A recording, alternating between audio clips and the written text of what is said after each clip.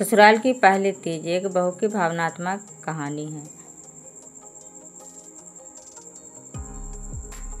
हर लड़की के जीवन में शादी के बाद पहला त्यौहार बहुत खास होता है और जब वह तीज हो तो उसका रंग और भी गहरा हो जाता है। यह कहानी है एक बहू की पहली तीज की, जहां उसने ससुराल में सिर्फ बारात ही नहीं रखा बल्कि रिश्तों का सबसे अनमोल तोहफा भी पाया। सावन की ठंडी ब्यार पूरे आंगन में खुशबू घुल रही थी। नीम के पेड़ की डालियों पर झूले झूल रहे थे। आसमान में काले बादल उमड़ घुमड़ रहे थे और धरती हरियाली की चादर ओढ़े मुस्कुरा रही थी। इसी मौसम की तरह रिया के जीवन में भी नए रंगों की बारिश हुई थी, क्योंकि शादी के बाद वह पहली बार अपने ससुराल में तीज का व्रत करने जा रही थी। उसके मन में हल्की घबराहट भी थी और ढेर सारी उत्सुकता भी।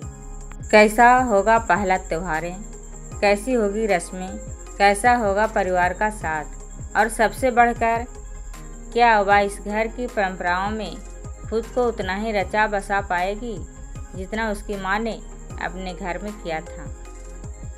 रिया की शादी को अभी मुश्किल से 15 दिन ही हुए थे।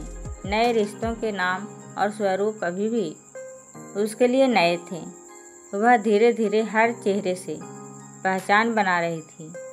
सास का स्नेह, ससुर का आशीर्वाद, पति आयान का साथ, देवर ननद की शरारतें, सब कुछ मिलाकर उसे महसूस होता था कि जीवन में एक नया अध्याय खुल गया है। लेकिन इस नए अध्याय में सबसे पहला पर्व पहली तीज उसके लिए किसी परीक्षा जैसा था। सुबह सूरज की हल्की किरणें पर्दों से छनकर कमरे में आई। रिया ने खिड़की खोली तो बाहर का नज़ारा मन मोह लेने वाला था। नीम के पेड़ पर पड़ोस की बच्चियां पहले से ही झूले डालकर गा रही थीं। तभी उसकी सास कमला देवी की आवाज़ आई, रिया बेटा उठ गई हो ना, आज तीज है, बहुत तैयारी करनी है। रिया ने जल्दी से पल्लू सिर पर रखा और सीढ़ियाँ उतरकर आंगन में आ गई। वहाँ सास पूजा की थाली संवार रही थी और देवरानी फूलों की माला बना रही थी।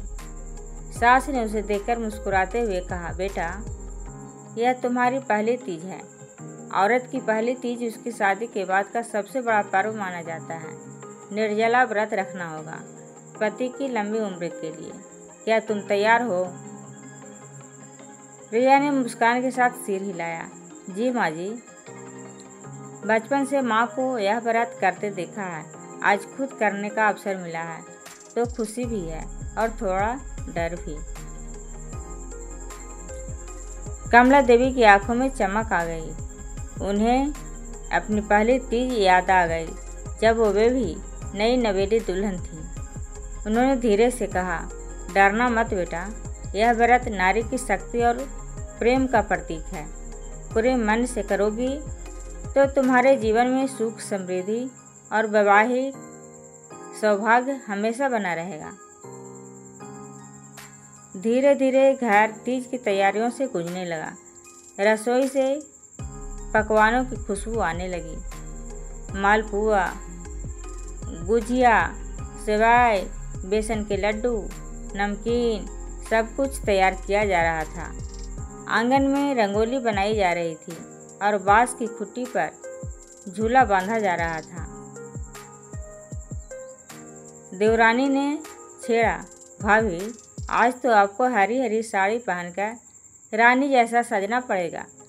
भैया आपको देखकर मंत्र मुग्ध हो जाएंगे। रिया शर्मा गई, गालों पर हल्की लाली छा गई।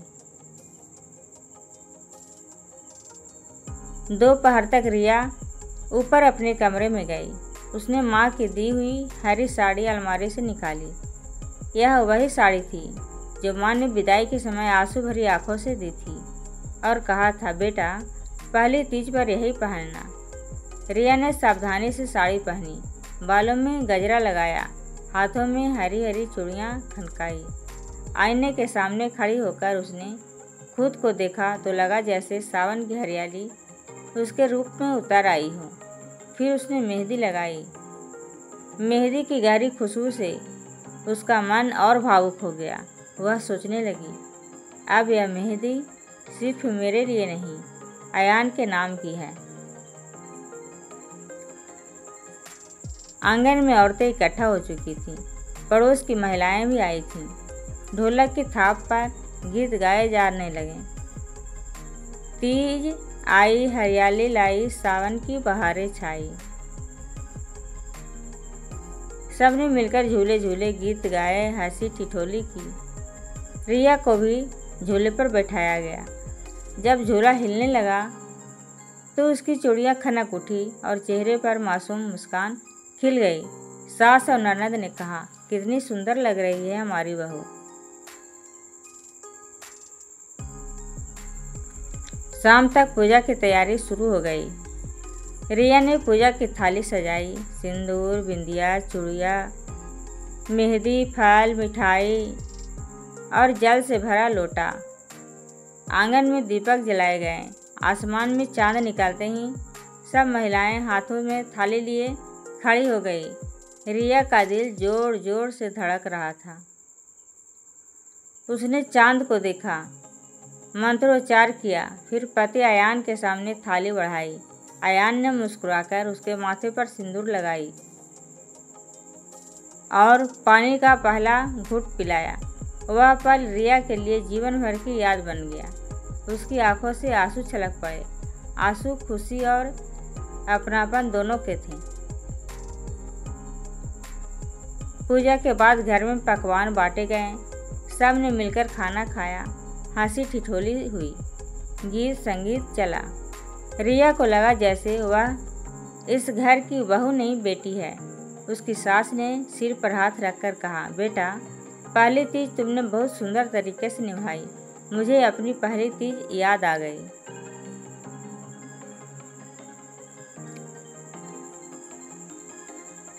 रात को जब सब सो गए तो रिया अपने कमरे में बैठी डायरी लिखने लगी। उसने लिखा, आज मेरी पहली तीज थी। सुबह से रात तक कितनी भावनाएं उमड़ी, कभी डर, कभी खुशी, कभी अपनापन। अयान की मुस्कान और माँ जी का स्नेह मेरे लिए सबसे बड़ा उपहार रहा। सच कहूँ तो मुझे लगा ही नहीं कि मैं इस घर में नई हूँ। पहली तीज ने मुझे यह एहसास दिलाया कि अब यह घर ही मेरा है और इन रिश्तों की डोर ही मेरी असली पहचान है। अयान उसके पास आए और बोले, रिया, आज तुम बहुत सुंदर लग रही थी, लेकिन उससे भी ज़्यादा मुझे गर्व है कि तुमने हर रस्म इतनी श्रद्धा से निभाई। सच कहूँ तो मुझे लगा जैसे घर में रौनक आ गई है।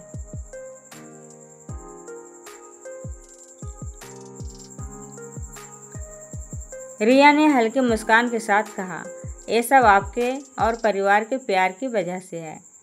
अगर अपनापन मिलता रहे तो हर पर्व जीवन का सबसे सुंदर पर्व बन जाता है। बाहर हल्की बारिश शुरू हो चुकी थी। बादलों की गड़गड़ाहट और मिट्टी की खुशबू कमरे में घुल रही थी। अयान ने खिड़की बंद की और धीरे से बोला, हर साल मैं तुम्हें इसी तरह तीज पर देखना चाहता हूँ। रिया के चेहरे पर लाज भरी मुस्कान फैल गई। उसने मन ही मन संकल्प लिया कि हर साल तीज को वह पूरे दिल से मनाएगी, ताकि यह घर उसके स्नेह और विश्वास से हमेशा रोशन बना रहे। पहली तीज ने उसे जो अपनापन और आत्मविश्वास दिया, वह जीवन भर उसकी यादों में संजोया रहेगा।